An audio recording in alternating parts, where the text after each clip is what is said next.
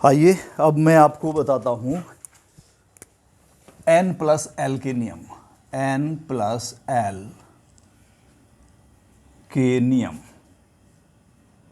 बहुत इंपॉर्टेंट है। n+l के नियम ध्यान करिए। n क्या है? मुख्य क्वांटम संख्या, और l क्या है? दिगंसी यानी एजीमुथल क्वांटम नंबर। n+l के दो नियम हैं जो आपको ये बताएंगे, क्योंकि अभी तक मैंने अबाउ प्रिंसिपल के अनुसार आपको बताया है कि इलेक्ट्रॉन उपकोष के ऑर्बिटलों में ऊर्जा के बढ़ते क्रम में प्रवेश करते हैं, अर्थात जिन उपकोषों की ऊर्जा कम होती है उनमें पहले प्रवेश करते हैं और जिनकी अधिक होती है उनमें बाद में प्रवेश करते हैं। तो कैसे पता चलेगा किसकी ऊर्जा कम है और किसकी ऊर्जा अधिक है? तो इसका जो पहला नियम है, फर्स्ट नियम, वो समझिए आप n+l का। n+l का फर्स्ट नियम है कि जिन उपकोषों के लिए मुख्य क्वांटम संख्या n तथा दिगंसी क्वांटम संख्या l के मानों का योग कम होता है, उन उपकोषों की ऊर्जा कम होती है और उनमें इलेक्ट्रॉन पहले प्रवेश करते हैं। देखिए, दो लाइन का है, ध्यान रखें।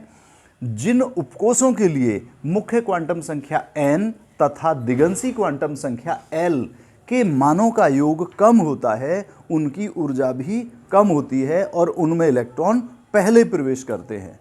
समझ आया? किनसे? जिनकी ऊर्जा ज़्यादा होती है उनसे, अर्थात जिनमें n+l का मान का योग अधिक होता है उनसे पहले कम वाले में प्रवेश करते हैं। देखिए, जैसे हमने बताया था आपको कि 4s में पहले प्रवेश करते हैं, 3p के बाद में 4s में प्रवेश करते हैं और 4s के बाद में 3d में प्रवेश करते हैं। तो यहाँ आपको उल्टा सा लग रहा है ना कि 3d पहले आना चाहिए था, बाद में 4s आना चाहिए, लेकिन नहीं। कैसे? देखिए, इस 4s के लिए और 3d के लिए हम n+l के मान देखें निकालकर। n+l के मान हो जाएगा, s के लिए कितना होता है l का मान? 0। तो 4 + 0 = 4 हुआ, और यहाँ पर n की वैल्यू 3 है और d के लिए l का वैल्यू कितनी होती है? 2 होती है। तो ये कितना हो गया? 5। तो इसके लिए 3d के लिए 4s के लिए n+l की वैल्यू 4 है और 3d के लिए n+l की वैल्यू 5 है। समझ आया? तो इसका मतलब इसकी ऊर्जा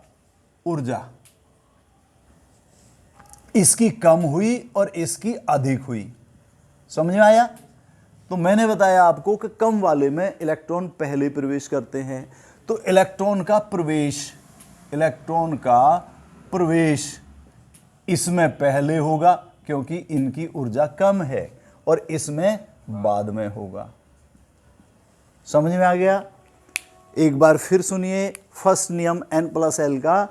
जिन उपकोषों के लिए मुख्य क्वांटम संख्या n तथा दिगंसी क्वांटम संख्या l के मानों का योग कम होता है, उनमें इलेक्ट्रॉन, उनकी ऊर्जा भी कम होती है और उनमें इलेक्ट्रॉन पहले प्रवेश करते हैं।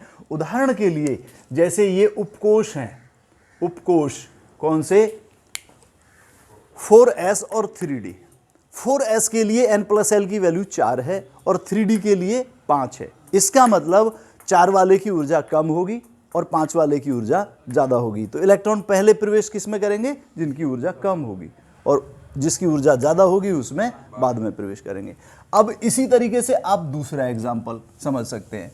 मान लीजिए 5s है, 5s, और 5s के बाद में क्या आता है?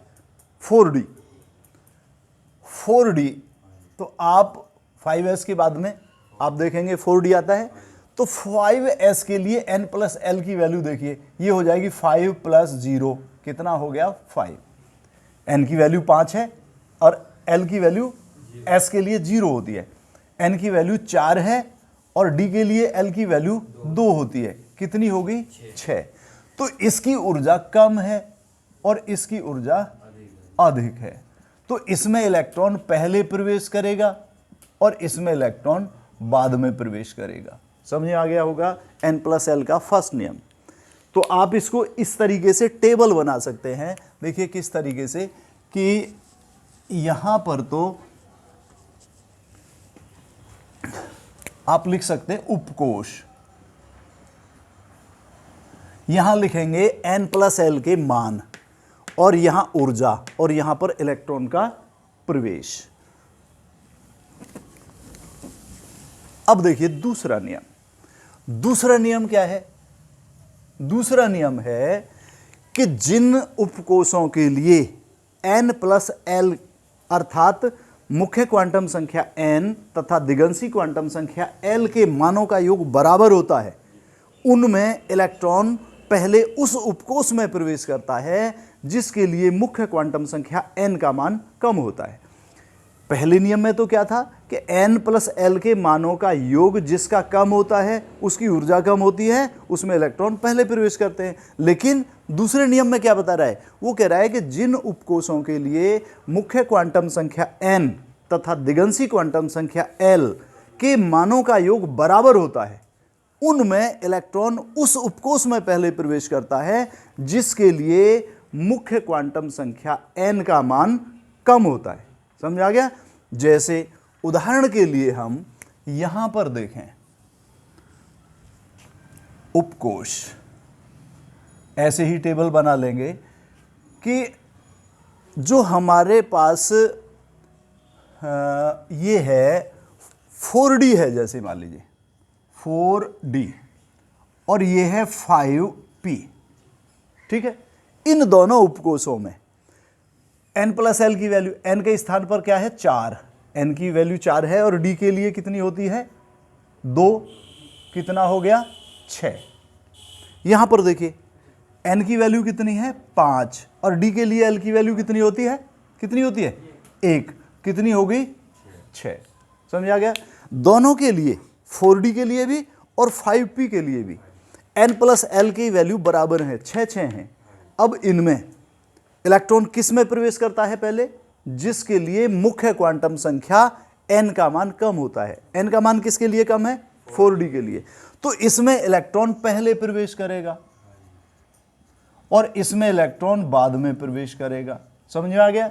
इसका मतलब इसकी ऊर्जा कम होगी और इसकी ऊर्जा अधिक होगी। समझ आ गया? एक बार फिर समझ लीजिए n+l का दूसरा नियम। n+l का दूसरा नियम है कि जिन उपकोषों के लिए मुख्य क्वांटम संख्या n तथा दिगंशी क्वांटम संख्या l के मानों का योग बराबर होता है, समान होता है, उनमें इलेक्ट्रॉन पहले उस उपकोष में प्रवेश करता है जिसके लिए मुख्य क्वांटम संख्या n का मान कम होता है। जैसे उदाहरण के लिए 4D और 5P में पहले 4D में प्रवेश करता है, उसके बाद 5P में क्यों करता है कि इसके लिए n+l की वैल्यू 4+2 यानी 6 है, इसके लिए भी 5+1 है यानी 6 है। अब किस में इलेक्ट्रॉन पहले प्रवेश करेगा? जिसके लिए मुख्य क्वांटम संख्या n का मान कम है। n का मान 4 इसके लिए है और 5 इसके लिए है, तो कम किसके लिए हुआ? d के लिए, 4D के लिए। तो 4D में इलेक्ट्रॉन पहले प्रवेश करेगा अर्थात इसकी ऊर्जा कम होगी, और 5P में इलेक्ट्रॉन बाद में प्रवेश करेगा, इसकी ऊर्जा अधिक होगी। तो इस तरीके से ये n+l के दोनों नियम जो है आपने समझ लिए होंगे। क्लियर हो गया?